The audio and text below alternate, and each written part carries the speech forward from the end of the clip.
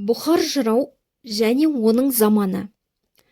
Қазақ елі өзінің сан ғасырларға созылған ұзақ тарихында қилы-қилы асулардан, тар жол тайғақтан өтіп, талай шерлі заманды басынан кешірген. Сондай өткелдерден өтерде халқына адал қызмет еткен дана, батыр көсем болған азаматтары тарихтың арқалатқан ауыр жүгін ғасырдың сары белдерінен асырып, елге де өздеріне де түскен салмақты қайыспай көтеріп, халықтың, ұлттың атын жоғалтпай, оны өмірдің кезекті сатысына көтеріп отырды. Бұл айтылып отырған оқиға қанаушы тап қоғамының туындысы, империялық басқыншылық соғыстар дүниеге аждахадай ақырып келіп, әлі қабырғасы бекімеген ұсақ елдерді жайындай жалмап, өртеп, күлін құйындай көкке ұшырып тұрған кез еді.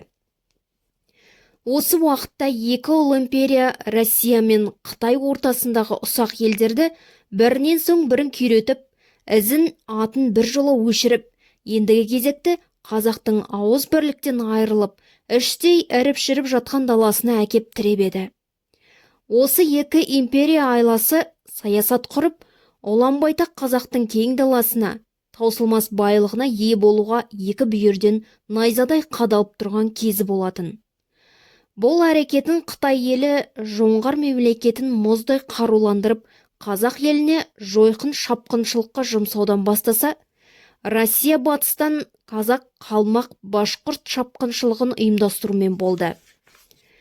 Міне осындай аумалы төкпелі қиын заманда ата аңызға, жыры ұрпаққа, рухани қазынаға айналған, даналық сөздермен кейінге өшпес із қалдырған қазақ халқының ардақты ұлы Бұхар жыраудың өмірі өткен. Бүгінде еліміздің өткенін жаңа талапқа сай қайта қарап, халқымыздың тарихына үңілсек, көз алдымызда сонау алыстан күмбірлеп сөйлеп тұрған бабамыздың бейнесі келеді. Жалпы біздің қазақ қауымында ұлы жырауды өз заманынан бастап бүгінгі күнге дейін зор құрмет тұтады. Әдеби мұрасын кейінгіге өсиет етіп кеткен естелік сөздерін мектептегі оқушылардан бастап, студент жастар мен үлкендерге дейін тамсана айтып жүргендерін бүгінде естіп жүрміз. Халық есінде сақталған Бұхар жырлары ұмытылмай атадан балаға беріліп, саналы ой өрнегін құрағаны, әр ошақтың мазмұнды тіршілігінің ережесі болғаны, оған арналған ел ілтипатының белгісі деп білеміз. Сол өткен ақтабан шұбырынды заманы жайында жазатын жазушы ақын тарихшы Бұхар мұрасына соқпай, соған жүгінбей өте алмайды. Өйткені олар Бұхар жырларындағы тарихи тұздықты деректерді өз шығармаларына, ғылыми зерттеулеріне өзек етеді. Себебі әулие жырау сол замандарда халық басынан кешірген зұлмат заманның әрбір кезеңін, әрбір тарихи қайраткерін, олардың жеке-дара мінездерін, ерекшеліктерін, қабілетін мұқият түрде сипаттап, кейінгі ұрпаққа мұра етіп жырмен жеткізген еді. Егер әулие жырау сол кездегі саяси әлеуметтік жағдайды, ата-бабаларымыздың ерлік әрекеттерін, жер-су аттарын атап, өсиет етіп айтып кетпесе, болған оқиғалар, белгілі қоғам қайраткерлерінің іс-әрекеттері мезгілімен көмескіленіп атаусыз қала беруі ықтимал еді. Сондықтан да Бұхар жырлары қоғам өмірінің айнасы, халықтың басынан кешкен өмірінің бірден-бір тарихи көз болып есептеледі. Енді осы Бұхар жырау кім, қай жерде туып өскен өмір ортасы, балалық шағы қандай болған, қай жерде қайтыс болған? Бұл жөнінде әртүрлі пікірлер баспа бетін көріп келеді. Айтылып жатқан сөздер де әртүрлі болғандықтан және зерттеу жұмысының аздау болғандығынан мәселеге кеңірек тоқтауды жөн көрдік. Бұхар жырау 17 ғасырдың екінші жартысында Баянауыл өңіріндегі сулы, нулы, табиғаты ерекше сұлу Сұңқар қия деген жерде дүниеге келіп, келесі 18 ғасырдың 80-ші жылдарында жасы 90-нан асқан кезде қайтыс болғаны байқалады. Бұхар жыраудың айтқан өсиеті бойынша ол өлгеннен кейін сүйегін арқа жұртшылығы үлкен қошаметпен оның өзі қалаған жеріне қойған екен. Ұрпақтары құрмет тұтып қастерлеп келген бұл зират дәлірек айтқанда қазіргі Қарағанды облысы Ульянов ауданы Озерный совхозының территориясына орналасқан. Шалқар аталатын таулы орманды, гүлді, шөбі мол, аса көрікті бұл мекен қазіргі Баянауыл ауданы Октябрьдің 40-шы жылдығы атындағы совхоздың күнбатыс шекарасынан 9 шақырымдық жерде. Ертеде бұл өңір Баянауыл әкімшілігіне қараған. Бұхар жыраудың қабірін кейінгі ұрпақтары ұмытпай басына әр кезде белгі қойып отырған. Соның бірі Әтшәр Зейнешев деген кісі ертеректе бабасының қабірінің басына оның туған және қайтыс болған жылдарын 1698-1793 жылы деп көрсетіп, тастан белгі қойса, бертін келе Алматының тұрғыны соғыс және еңбек ардагері Нағи Ахметов деген кісі тотықпайтын ақ темірге 1695-1787 жыл деп ізгі ниетпен белгі соғып кетіпті. Ал осының қайсысы дұрыс, қайсысы бұрыс екендігі жайында айтылған нақтылы әрі дәлелді пікір әзірге жоқ. Сондықтан да Бұхар жыраудың туған және өлген жылдар туралы деректер әр жерде әрқалай жазылып жүр. Мысалы, Қазақ Совет энциклопедиясының 2-ші томында Бұхар жырау 1668 жылы туып, ұзақ ғұмыр жасап 1781 жылы қайтыс болғандығы көрсетілген. Үлкен Совет энциклопедиясы мен қысқаша әдеби энциклопедиясында 1693-1787 жылдар деп көрсетілсе, кейбір авторлар Абылай ханмен бір жылда 1781 жылы қайтыс болды деп есептейді.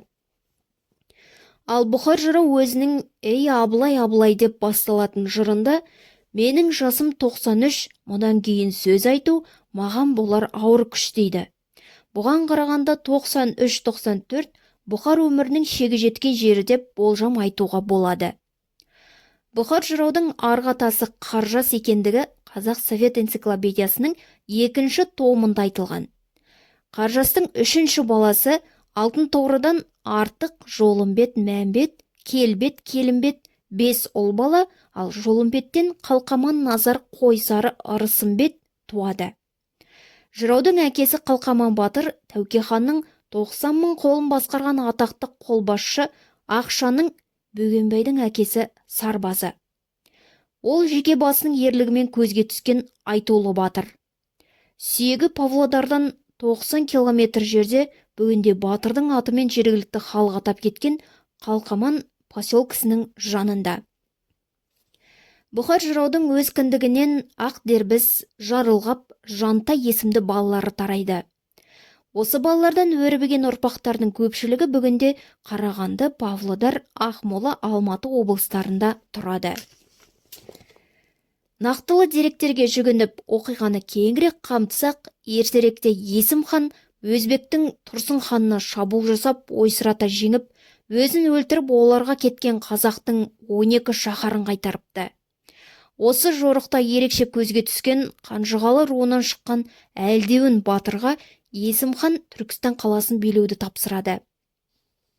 Оның Қошқар және Ақша есімді екі ұлы осы жерде дүниеге келіпті.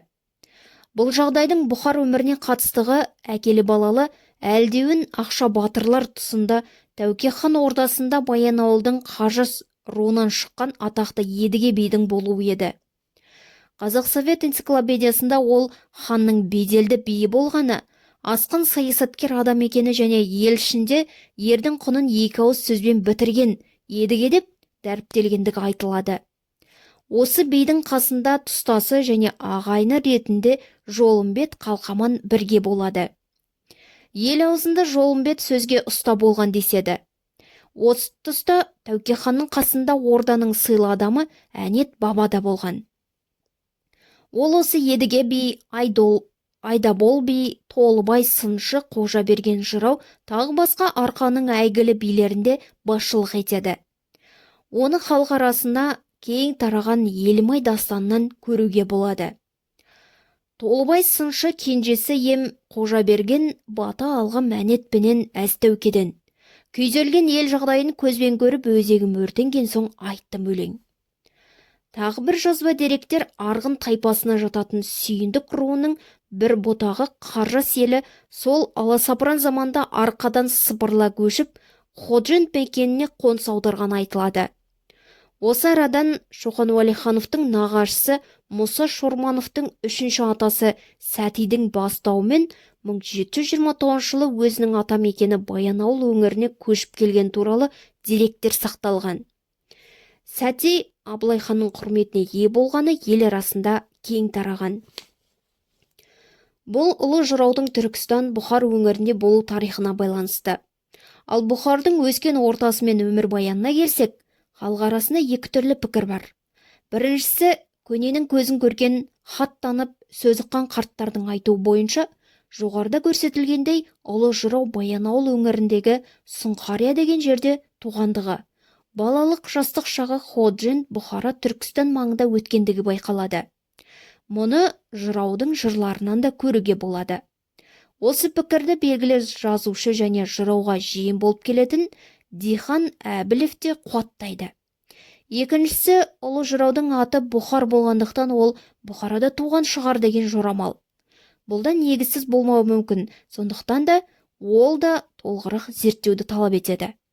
Негізінде жас күннен Бұхара, Самарқанд медреселерінде оқып, осы өңірде өскендіктен Бұхар аты тағылып, ел арасында осылай тарап кеткен деседі. Осында ел аузындағы деректерге сүйенсек, бұл пікірде дұрыс сияқты. Ол жайында Елімай дастанының авторы Қожаберген жырау былай дейді. Шәкіртім сүйіндікте Бұхар жыршы, бұл Бұхар өзі ақын, өзі сыншы. Бұхаржан қарап жатпас аттан салар, сөзіне оның халқым құлақ түрші. Бұхаржан биылғы жыл 30 жаста атаға ақын болып шықты алашқа. Қарағым қаттын алып жүрген шығар, түскен соң ауыр бейнет қайтсын басқа. Осы сөздерден екі жыраудың арасында ұстаздық шәкірттіктен де басқа тілегі бір достық ізгі ниет байқалады.